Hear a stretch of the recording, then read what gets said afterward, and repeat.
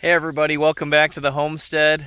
Today, it's been about 2 years since I've done any kind of updates on my mulberries.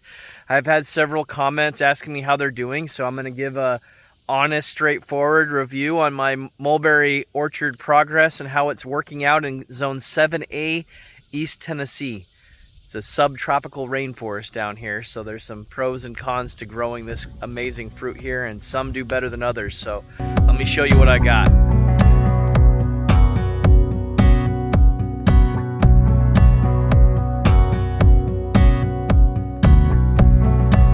Alright, so for those of you not familiar with my property, which most of you probably won't be, I have a line of mulberries that go down my driveway. I'm going to flip. Okay, so you see, here's my entrance into my driveway, and then it starts out with this mulberry, and then they just go along the edge besides this mass of craziness right here that I need to get rid of. So if you remember from my first video, I had posted that I had an early bird mulberry. Now, the early bird mulberry was one of the mulberries that did not make it and ended up dying. This one was replaced, and I'm not gonna lie to you guys, I completely forgot what mulberry this was. I want to say it was a Persian, a black Persian. But if you guys see this is kind of cool. This is silkworms. And if you aren't familiar with silkworms, they love mulberries. They love them a lot. So I believe this is a black Persian. I'm not 100% sure, but this tree has grown really well over the past year and a half. Basically, the early bird it said it would survive down to Zone 7A, but it didn't. It just died. It never came back to life.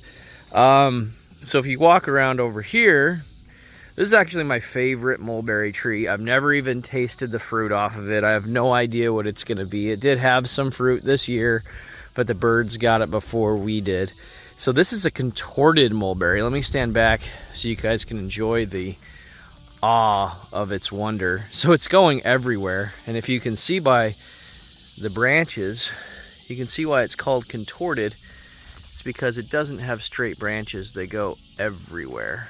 The leaves are a nice big size. It's just a gorgeous tree. Probably going to do cuttings on that this year to see if I can propagate it. All right, then we're coming over to the big mama here. So this is the biggest mulberry tree.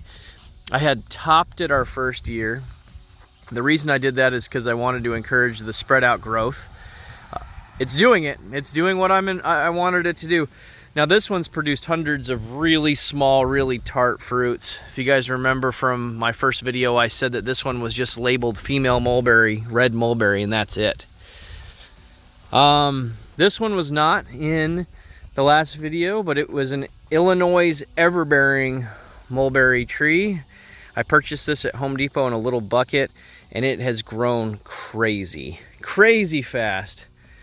This one right here is the white Persian mulberry, and it has done some pretty good growth over the last 2 years. Let me just double check the tag down here.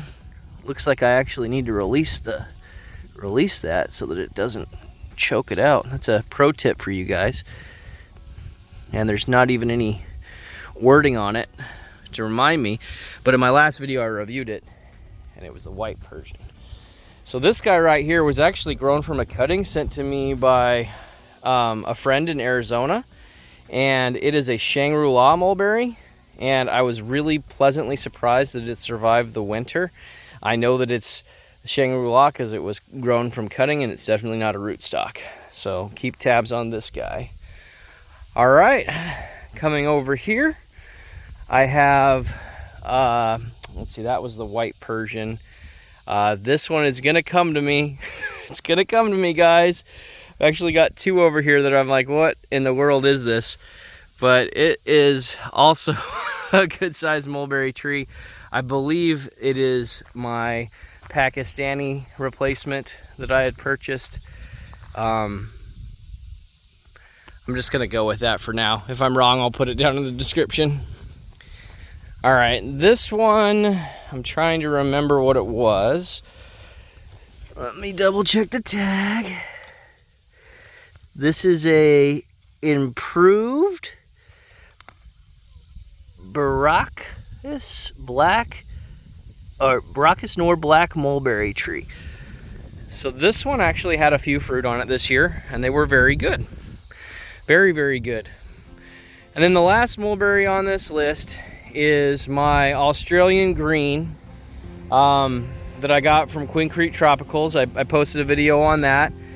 Tree's doing really well. I do feel though that it died back to the ground, and what we're seeing right here is the rootstock, but time will definitely tell.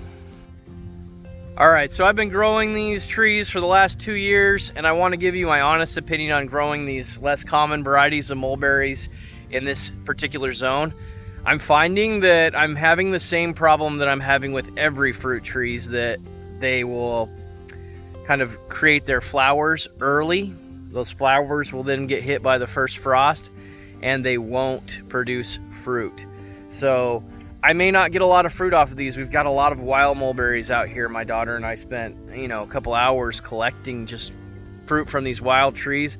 And although the fruit I think is not as good, the fact that the native ones will allow you to get fruit is pretty good. So the only thing I can tell you is, if it does say that it can handle your zone, there's a chance you're going to get fruit on it someday. So if you love growing the trees, grow them. So far the jury's still out for me on if any of these will give me consistent crops like I was used to seeing back home in Arizona.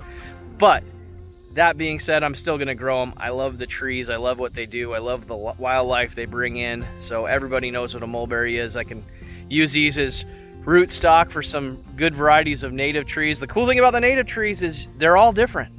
So you might be able to find some good ones. If I do, I'll start propagating them and share them with the world. So hopefully you guys enjoyed this video. Please subscribe to the channel if you want to hear more updates. There's going to be some more videos coming out very soon. You guys can see behind me I have my orchard of cherries, and I have my blackberries and blueberry hedges. They go all the way down. I need to do an update on these guys. And then across the road here I've got my fig orchard, which also needs an update. Back in the back between us and the neighbors, I have to do an update on my pecan tree orchard. That's not going to be that great of an update. But overall, guys, we've got a lot going on in the homestead. You notice my videos have slowed down. I'm going to spend more time focusing on actually improving this place versus documenting everything, but there will be some treasure videos that come through. So please subscribe, please follow us, share it with your friends, and keep on growing on. All right, bye.